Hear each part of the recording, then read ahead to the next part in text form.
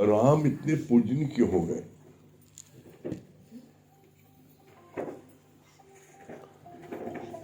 तो मन में विचार आया, राम का पूजनीय होने का कारण क्या था? तो राम जब वन को गए, जब पिताजी के उससे, तो उस समय उन्होंने क्या बोला? अपने मन को वन के सुखों की ओर मोड़ दिया। ये नहीं कहा कि हमको राज मिलने वाला, तुमको आपने वन क्यों दिया? अपने मन को वन के सुखों के मूल्य के, वन कितना सुख मिलेगा। एक्चुअल में जो चीज भी हम सोचते हैं वो ऐसा रूप हो जाता है। आपका मन सोचता है, और मन जो सोचता है वो ऐसा हो जाता है। कोई भी चीज आपके शरीर में नहीं ना, आपके मन में है। इसीलिए बहुत अच्छी बात बोली भगवान ने, कहा कि आप नदी में नाव चल रही है तो वो शोभा है, लेकिन नदी का पानी अगर नाव में आ जाए तो नाव डूब जाएगी। तो जैसे नाव नदी में चलती है, सैर करती है, उसी तरीके से आप भी आए हो जगत में। आप भी सैर करो, मना किसने किया है? आप सैर करो, लेकिन आप जगत अपने अंदर नहीं ले जाओ। जो भी व्यक्ति डूबता है, दुखी होता है, घर से भागता है, डिप्रेशन में आता है, क्यों? जब वो हमारी लड़की भाग गई, तुम्हारी लड़की कहां से भाग गई? और लड़की तुम्हारी आई कहां से? अरे जब तुम स्वयं, you are son of God, जब तुम स्वयं भगवान की संतान, तो परमात्मा की संतान, तुम्हारी लड़की कहां से आई? जब आप अपने मन में ले गए कि मेरी लड़की, तो आप दुख हुआ। और गुरु ने क्या बोला है पहले दिन? मैं नहीं, मेरा नहीं, सब कुछ है प्रभु को दिया।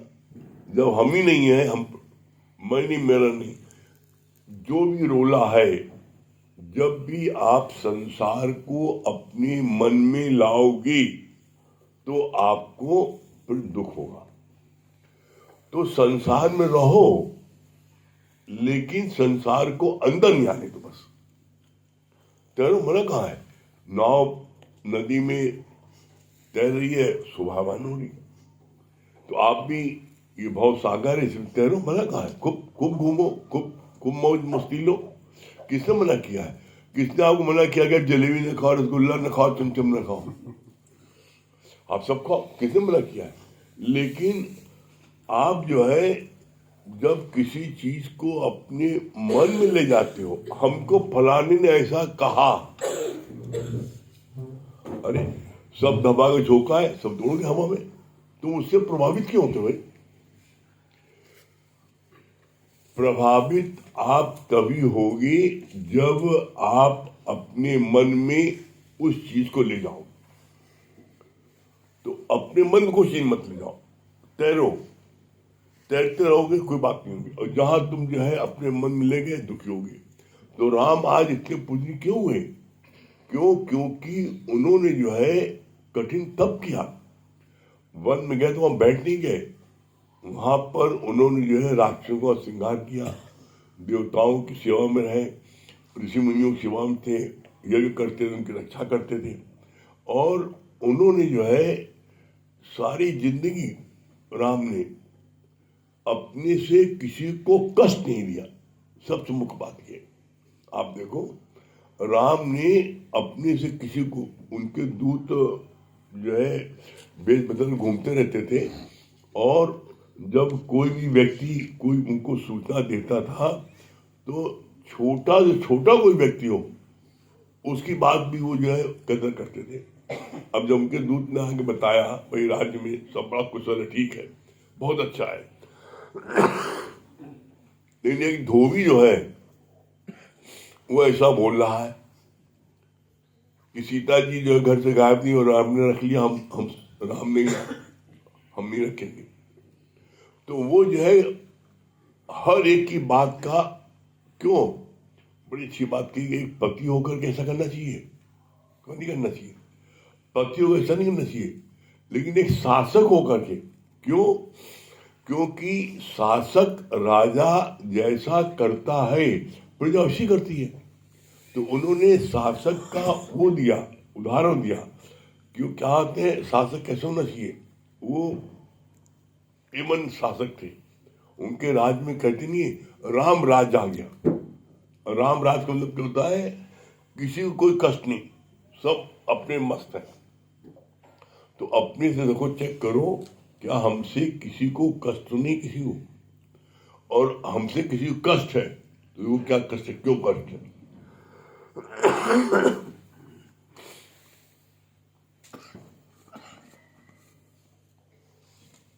बैठ जाइए डॉक्टर साहब, बैठ जाइए, आ जाइए।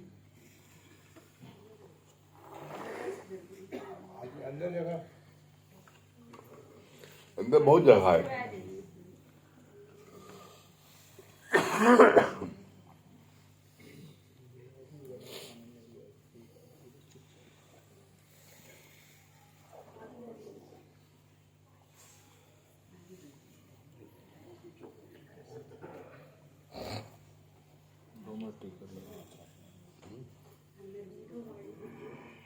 अच्छा, इसीलिए रुकी वाली।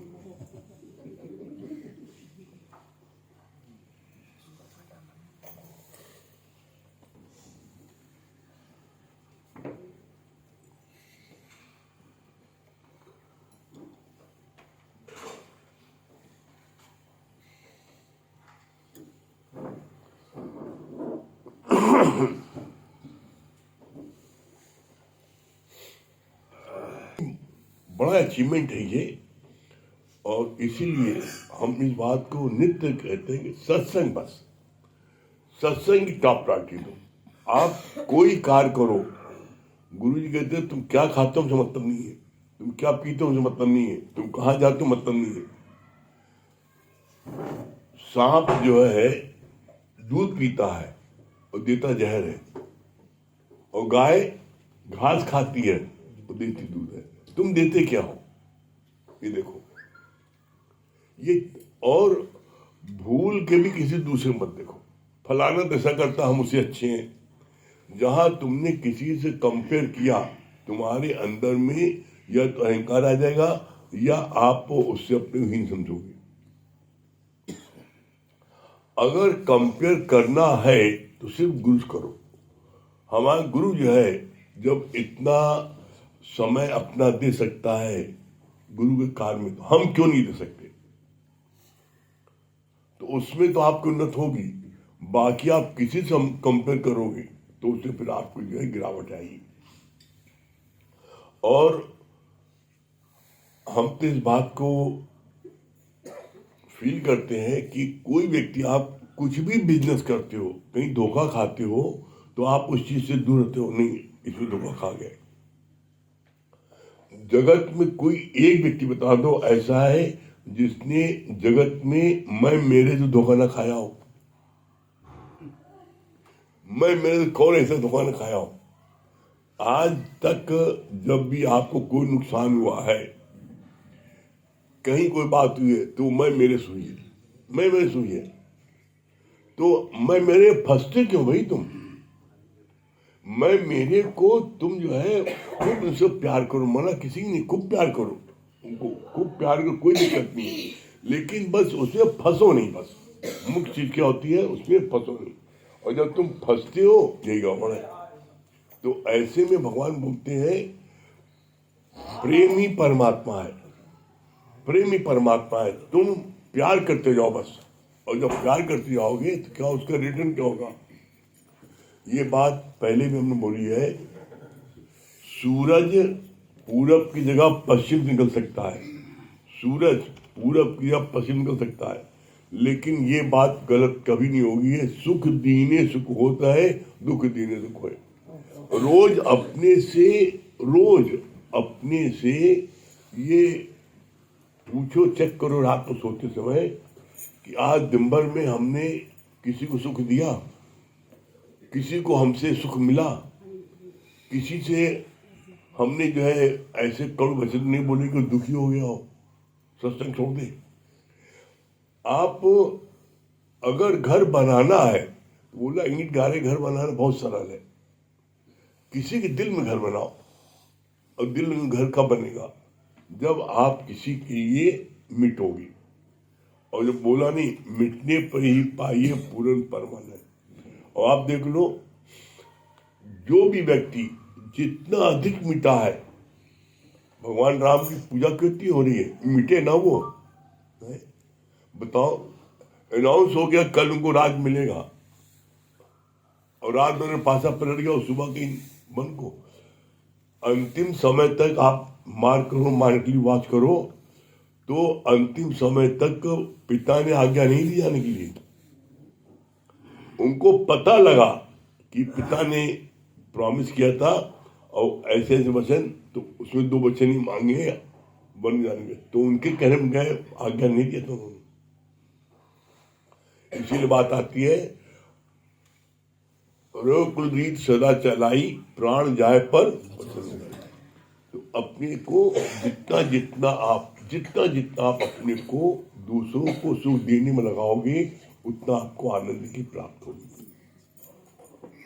बाकी आगे अभी भी बताएंगे। दरोगा जी के पहुंच में है ना। देखिए, अब आप सबसे एक प्रश्न है, अयोध्या कौन कौन जाना चाहता है? हाथ उठाएं। सब जाना चाहते हैं। देखिए, आप अभी के अभी अयोध्या पहुंच सकते हैं गुरु जी के हिसाब से। उन्होंने बोला, कहा अयोध्या का क्या अर्थ है? तुम लोग पीछे बैठ जाओ, सोफे बहुत जगह है, तुम आगे आप लोग पीछे बैठ जाओ, जगह है पीछे सोफे पर। तो गुरु जी ने बहुत सुंदर बताया।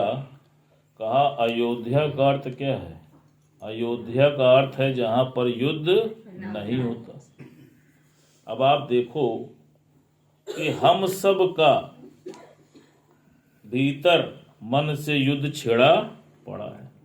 तो जिसका युद्ध समाप्त हो गया है, तो आप समझ लो कि वो अयोध्या में बैठा है।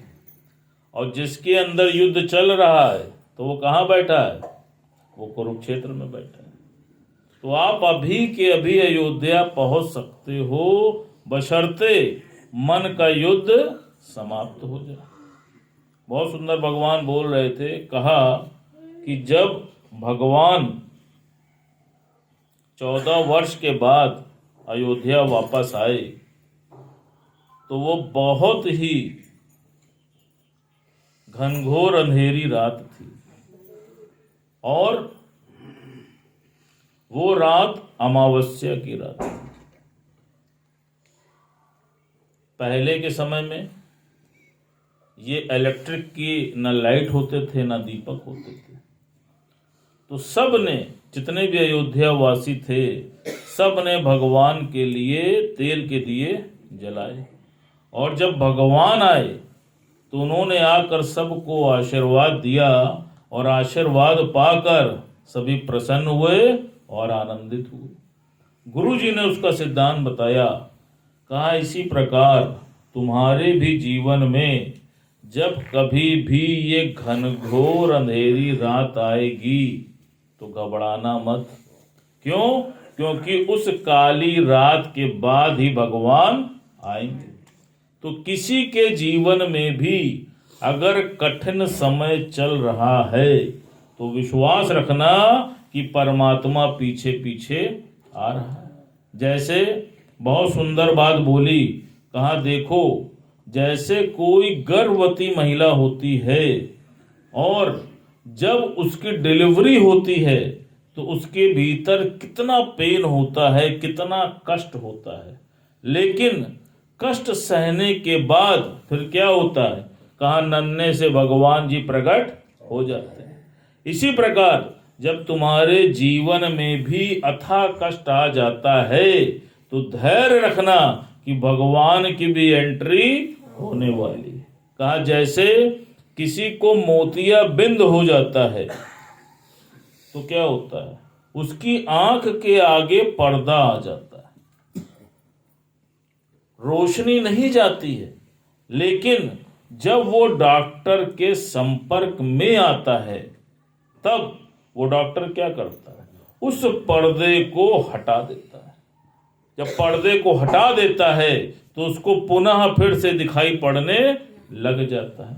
इसी प्रकार हमारे बीच में भी कौन सा पर्दा आ गया, कहा वो माया रूपी पर्दा तुम्हारे और परमात्मा के बीच में आ गया। अब जब गुरु जीवन में आता है और वो उस माया के पर्दे को हटाता है तो क्या होता है, तुमको परमात्मा का दीदार हो जाता है, जीवन में आनंद आ जाता है। आज आप देख लो, परमात्मा तो तुम्हारे अंग संग है। कभी भी, जैसे अभी भी बात चल रही थी, कभी भी तुम देख लो जीवन में संकट आता है तो सबसे पहले तुम्हारे पास कौन आता है, वो परमेश्वर, वो परमात्मा।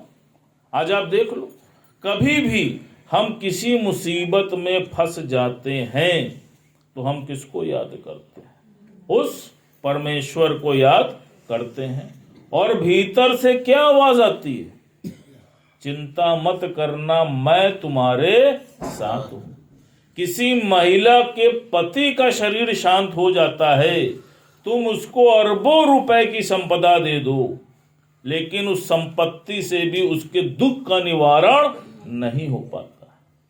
उसके भीतर से कौन ढांढस बनाता है, कौन आवाज देता है, कौन कहता है कि चिंता मत करना बेटा मैं तुम्हारे साथ।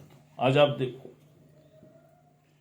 तो आज भगवान ने बोला भोले भाव मिले रघुराई और चतुराई से चतुर्भुज ना मिले मेरे भाई। तो सबसे सरल साधन है परमात्मा की प्राप्ति का कि सरल हो जाओ, और जो सरल हो जाता है तो आज आप देख लो उसके अंदर सासे सीता जी के बराबर धैर्य उस व्यक्ति के भीतर आ जाता है। रा से राम, मर्यादा पुरुषोत्तम साक्षात राम उसके भीतर निवास करने लगते हैं। और ला से लक्ष्मण, सेवाधारी लक्ष्मण उसके अंग संग हो जाते हैं। तो अब क्या करना है, सरल होना है कि नहीं होना है? होना है। सिर्फ दरोगा जी बोल रहे हैं। चलिए, आज भगवान राम का दिन है तो भजन सभी प्रेमियों को हरिओम, राम राम। देखिए, राम जिनका नाम है, अयोध्या जिनका धाम है। राम जिनका नाम है, अयोध्या जिनका धाम है। ऐसे रघुनंदन के चरणों में, ऐसे रघुनंदन के चरणों में बारंबार प्रणाम है। इसी बात पे सभी लोग जोर से बोलिए, जय श्री राम, जय श्री राम, जय श्री राम। आप सभी लोग को, यहाँ पर जितने भी उपस्थित हैं, आप सभी को और आप सभी के परिवार को राम मंदिर बनने की बहुत बहुत हार्दिक बधाई एवं शुभकामनाएं।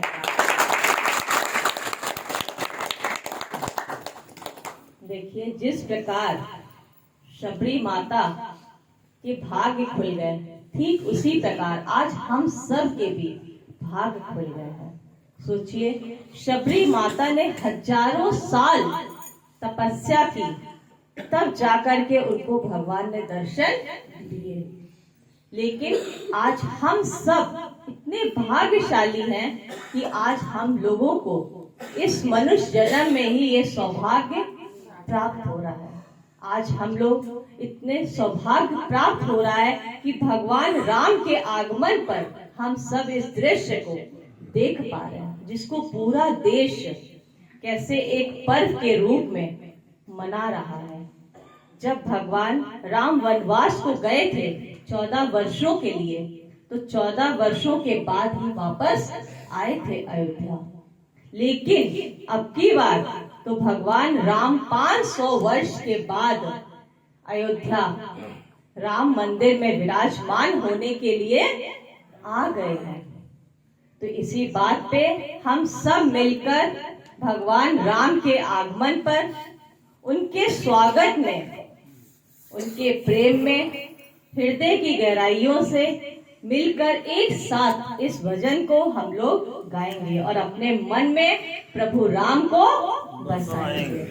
कौन कौन चाहता है कि हमारे घर भी प्रभु राम आए और हमारी किस्मत के ताले खुल जाए? तो ध्यान रखिएगा, सभी लोग दोनों हाथों को ऊपर करके ही भजन को गाइएगा और दूसरी लाइन सभी लोग उसको दोहराएंगे। ठीक है, चलिए। मेरी झोपड़ी के भाग आज खुले हैं, राम आए हैं।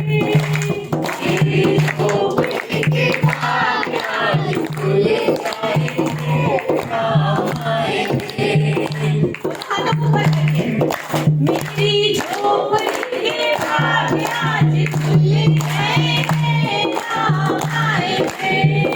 मेरी झोपड़ी के भाग आज खुले हैं,